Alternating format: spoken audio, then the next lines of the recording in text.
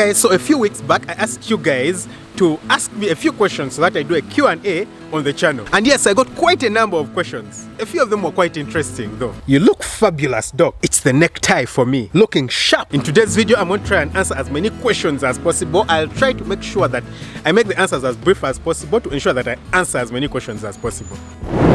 Alright, let's go. When you first started, did you leave space for disappointment or failure? What was the feedback when you told people around you you're going into farming? No, I never left any space for disappointment or failure. I try my very best to put my whole self into what I'm doing. By the time I decided to quit medicine and go into farming, I'd made my mind up. I'd done, all the situation analysis and everything. I was convinced, 100% convinced in my heart that I wasn't going to fail, and I had no doubt. So I didn't care what everyone else thought. The most important thing was what I actually thought. Do you think going into other livestock farming could affect your performance in poultry farming? I'm actually doing other livestock farming. Well, I was doing cattle before, about 150. I'm still doing goats and sheep. Currently, they're about maybe 300, between 200 and 300. I'm doing rabbits at my home. So I don't think it's a distraction, and I don't personally run all these things myself, and there are different individual groups for running each and every one of them. So not really, it's not a distraction. When you started, did you employ workers at the beginning, and what were some of the challenges you faced with your employees? And do you still have some of the employees you employed at the beginning of your farming profession still working on your farm today? Yes, I started by employing people because I was working as a doctor, so I couldn't be on the farm 100%. But of course I faced challenges. The biggest challenge of course was theft. Theft and the discipline, making sure there's water in the drinkers, because then I didn't have automated drinkers, making sure instructions are followed to the dot. I wasn't present, all the time. So it was quite difficult, honestly, it was quite difficult, and there was a lot of theft starting out. It was quite difficult, but luckily enough, I still had my grandmother around, and she would help me. She was quite tight with supervision, She was the proper supervisor, very, very tight. So she made it quite hard for the people around to do hard things, and she would report everything to me. But still, even with that, there was a lot of chaos. Do I still have some of the guys who started? No, I don't. All of them left, but I finally managed to get a good team. The thing is that you still have to go through quite a number of them. You might be lucky and you start with really good people, but you might fail. And the most important thing is having, a good manager, The overall person needs to be good, and that's what God has blessed me with, to have really good managers. That's the most important thing. And then, once in a while, you'll get the really fake guys. You throw them out. If they're not doing the work well, throw them out, get someone else. Throw them out, get someone else. You're not being forced to keep the guys around. I got into poultry farming 2 years ago. That's layer farming, and honestly, I've learned so much from your content. Now I'm looking into going into broiler farming. Do you offer training to farmers? Yes, I do. Watch out for the academy coming soon. I know it's been long overdue, but I want to offer you guys the very best. So, hey, just watch out for the academy. I have a question related to broiler parents. Can we produce broiler chicks by keeping meat chicken broilers as parents stock by controlling their feeds? No, you can't. It's not about the general outlook of the birds and what they feed on. It's about the genetics. And the genetics of commercial broilers are not the genetics of parent stock. So what you get, it will be some form of bird, but it won't develop like a commercial broiler. No, it will be totally different. It's not parent stock, so it's not possible. You can reproduce them, but it's not possible to have exact broilers coming out of them. I'm interested in poultry, rabbitry, fishery, snailery, and keeping dogs. What's your advice for farmers like me? Hey, start out with just one. Don't start out with all of them. Put in a lot of focus and attention. Read as much as possible. There's a huge pool of knowledge available on the internet, on my channel. You can download books, search on Google. There's a lot of knowledge available. So get as much knowledge as possible, use it, and then you'll be successful. Do you have hopes of using biogas on the bigger farm, using the litter from free-range birds? I think if you we do deep litter. And considering we mix the wood shavings with the litter, I don't think we can do biogas. Forgive me if I'm not certain of that, but I don't think you can use litter, for producing biogas. You need the actual droppings alone, without mixing it with litter. So I don't think that's possible, but I stand to be corrected. What system or infrastructure did you employ to safeguard the farm, and what source of energy did you put up for the farm to start running? Lastly, do you do on-site training for people from outside countries? Safeguarding the farm, number one, try to make sure that the people themselves are passionate about the business, so they act as protection on the farm themselves. They watch, they notice something going wrong, they look out and communicate. Number two, hire security. So there's security, hired security on the farm, proper security. Number three, dogs. There is 9 dogs on the farm, 9 on the farm. So And then number 4, there is cameras all around the farm. So very many different levels of security. What source of energy did you put up? At first, the bigger farm was running on solar and generator. Currently, we have, the hydroelectric power. On this other smaller farm, it's electricity and solar, both of them. On-site farm training on the breeder farm, 100% no, because the risk is too high for me. On this farm, soon I'll be able to open up for people to come and, do some trainings on-site right here. I would love to ask how to navigate buyers. I'm finding it hard to determine how to distribute my chickens to potential buyers or distributors. What's the best way to determine distributors? I think this is what you need to do yourself, yeah? You need to move in the field and look for people. You need to look for people to sell to. By the time you get in your broilers, you kind of need to be almost aware of your market, who is going to be buying from you. So you physically need to get involved in the selling process. And usually what happens is that after the beginning is usually hard, but after you've picked up and people get to know about you, then the demand overwhelms you. So the most important thing is putting a lot of effort at the beginning and look for the buyers yourself. Avoid using distributors, avoid using agents, because they exploit you. They exploit you as much as possible. So try as much as possible to get to the final clients and customers yourself. You have a huge amount of chicken manure from your poultry farms. Do you think of setting up a processing plant and manure packaging for sale? It's a good business idea when you have a huge farm. Or is it a good business idea? The demand is not as much as you actually do think it is.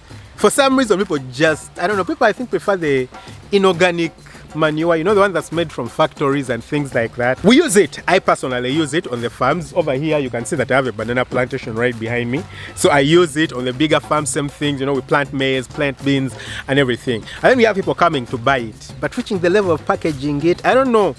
Maybe it's just something virgin that I need to try out. I haven't thought about it. I'll think about it. Can I keep Croil and Rainbow Rooster chickens for eggs? Is it profitable? Honestly, I think instead of keeping Croil and Rainbow Rooster chickens for eggs, because they give you few eggs, they give you maybe 200, 250 eggs a year. Why not keep commercial layers? They'll give you 330 eggs a year. The feed consumption is the same, but the yield is way higher. I don't think it's as beneficial. Just go for the commercial layers like I do. What advice will you give someone who is new in poultry farming and wants to start a layer farm but fully organic without use of conventional medication? It's certainly possible, but it's difficult. I'll tell you the truth. It depends on where you are, which part of the world you're in. It depends on who surrounds you. It's quite difficult going organic because first of all, it means you're not going to be giving commercial feed, because a lot of commercial feed is sometimes medicated and things like that. You're not going to use vaccines.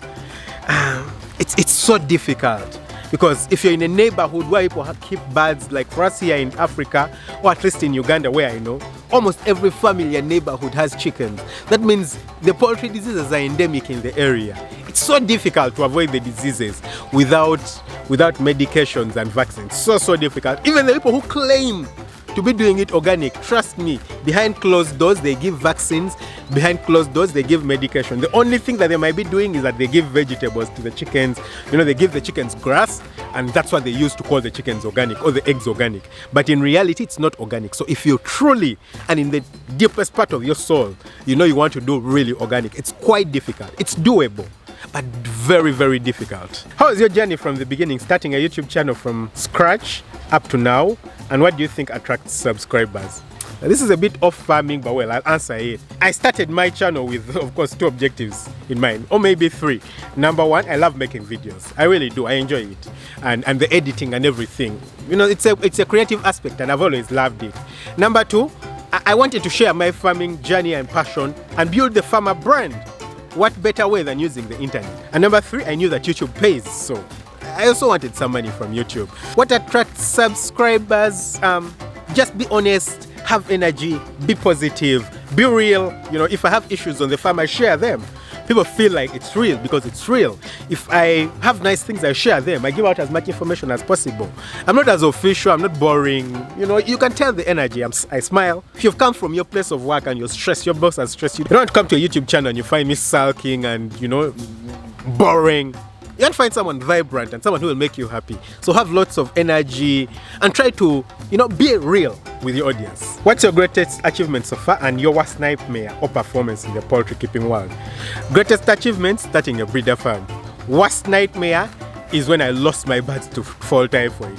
Almost the entire farm got destroyed by fall typhoid. Would I be on the right track when I borrow some money like 1 million Ugandan shillings to top up on my 500,000 Ugandan shillings? I don't think that would be the right track. I honestly don't believe in borrowing to start a business. I believe the only reason you would borrow is to expand a business that has already started and it's prosperous. You've already understood the risks and everything, and now you just want to expand. If you want to start out, the risk of failing is honestly still quite a lot, yeah, because I don't know your work ethic. I don't understand your work ethic. I don't understand, how you're going to work. I personally started and succeeded, but I know that not as many people have as much determination and as much passion as me. So quite a number of people are actually destined to fail simply because of those reasons. So I'd be more comfortable starting out with your own hustled money, because just in case you lose it, you can always go and work harder instead of having a bank stress you. I've personally borrowed money. When I just started out with just 1,000 bahts, when I wanted to expand to 2,000 bahts, I went and borrowed money from a bank, but it's because the farm had become big and I just couldn't meet the demand that I could borrow money, and I managed to pay it up. The risk for me was smaller, so I don't advise that you borrow money to start the farm. I like to know how to pay employees. I'm thinking of running a farm business, but I'm not sure to manage their payments together with my profit. Should I pay them according to the percentage of what they make me, or should it be fixed money? Of course, it has to be fixed money. You can't use percentages. So if you make a loss, what happens? Because those times are meant to be there. There are months when you'll make a loss. Trust me, if you make a loss and you don't pay your workers that month, you're in trouble. The whole farm will be destroyed. So they need to be interested enough. So that means you need to make sure that they are motivated. If they're not motivated, they won't work. So you need to get a fixed salary, honestly. You can't do it profit-based. What is your take on rabbit farming? Could it be as profitable as layers and broilers? Asking from Kenya. Now, I don't know how the Kenya market is. I can imagine it's not so far away from Uganda. And certainly rabbit farming, unless you have your niche market and people who have high demand for it, I don't think it can be as profitable. First of all, the demand can never be as much. I'm going to keep 10,000 layers on this farm. How many rabbits can you really keep before you reach your ceiling in terms of demand? I don't think it can be as profitable. I know in some places it's doable, but if it's on a small scale, maybe 100 rabbits might be better than 100 chickens. I don't know, but I can imagine it could be. But you can't keep 10,000, 20,000 rabbits. You certainly can't. And this one has quite a number of questions. Annie, Henrietta. Well, I'll try to answer all of them. Are poultry diseases avoidable? 100%. Vaccination, proper biosecurity, and you'll avoid the diseases. Number 2, how did you find your markets, especially your farm being located in a rural area? Now, the most interesting bit is that the market is the sweetest in rural areas, because it's not like the prices of things are different when you're in a rural area or urban area. The price of eggs in where I am is actually more expensive than in the city, because there is a bit more supply in the city than over here. Secondly, the production is not as much over here because not too many people can afford to have a farm. So it's easier for me to sell here than it would be in Kampala. Do you have competitors? If yes, what do you do better? Of course, there is competitors. What do you do better? Better product, have a better product, and have better customer relationship. You do those things, you're cool. Your clients will always choose you over your competitors. If you have better customer care, that's actually more important than the product. And second of all, a good product. If you can be honest, what advantage did you have going into agriculture? I didn't have any advantage over anyone else. Maybe just the fact that I studied medicine, human medicine, so I understand the medical part, treatments and how a body works. Just like a human body, a chicken has a body, a cow has a body. So I understand the medicines because it's the same classes of drugs. But ideally, I didn't have any advantage. It was simply my work ethic, passion, desire to seek knowledge, and ability to be open and learn from as many people and as many sources as possible. Did you do market research before starting? What factors did you consider in your research? Of course, I did market research, and I already talked about this. I of course got to check for the prices of the product. For example, for me here, this being a layer farm, the prices of eggs, the prices of feeds, poultry feed, and things around, and it was viable. So of course you can't start without doing a market research. You need to go and check out my video about how to do a poultry farming business plan. It will teach you a lot of things. I'll leave a link to that video right here. Check it out. How do you find good workmanship in a country where people generally have a poor attitude towards work and agriculture as a whole? Yeah, maybe there's a poor attitude towards agriculture, but towards work, I wouldn't honestly say people have a poor attitude towards work. People in Uganda do work. They are very entrepreneurial and they work. I feel like it's the mindset and the motivation of why they work. That's which is the problem. So for me, when I get people to work, I sit down and explain to them why they work, why they're on the farm, explain to them the importance and the benefits of working. And of course, you'll certainly always find, crappy people who don't want to work. You let them go and get others. Try to train them as much as possible. In your view, what's the best chicken breed so far economically? I'll tell you, there's nothing like that. It simply depends on the market you're in. 100%. In Uganda, if you bring, the white layers that produce white shelled eggs, you won't sell anything. If you take our brown eggs to some countries like, let's say, Somalia, where they eat the white shelled eggs, you won't sell anything. Some people prefer some form of broilers, some people prefer local chickens. So it simply depends on the market. There's nothing like, the best. It's simply what's preferred in the area that you'll have to go with. Hey Doc, we need farm up purpose chicks. Any chances that you will add that to your product line anytime from now? Yes, there is a chance. Right now, I don't see it happening like in the next 1 year, but there is a chance in the future. There is a chance. Just watch out. I want to know the best number of chicks to start with. There is nothing like that. The idea is that don't start with birds that are too many. More than 2,000, I don't advise. Don't start with, you can start with anything. Actually, you can start with anything. If it's just 50 birds, start with that. If that's how much money you have, start with that and use it to learn. Just don't start with a very big number. You need to learn and you don't want to risk it too much. Between cattle and goats, what's easier to manage and make a good earning in the long run? Now, of course, people will have different experiences and I'm only going to share my personal experience. Goats are 100% easier to manage than cattle. Way easier, and from my experience, way more profitable. Like I've said before on the channel, I feel like cattle are hobbyist farming, you farm cattle because you love it and what, but from my experience, it wasn't profitable at all. It wasn't really profitable. There are people who have done it the other way around and they can swear by their parents that cattle is the deal. From my experience, goats, 100%. Kindly share with us diseases that affect poultry, how to control them, and also how to achieve big egg sizes.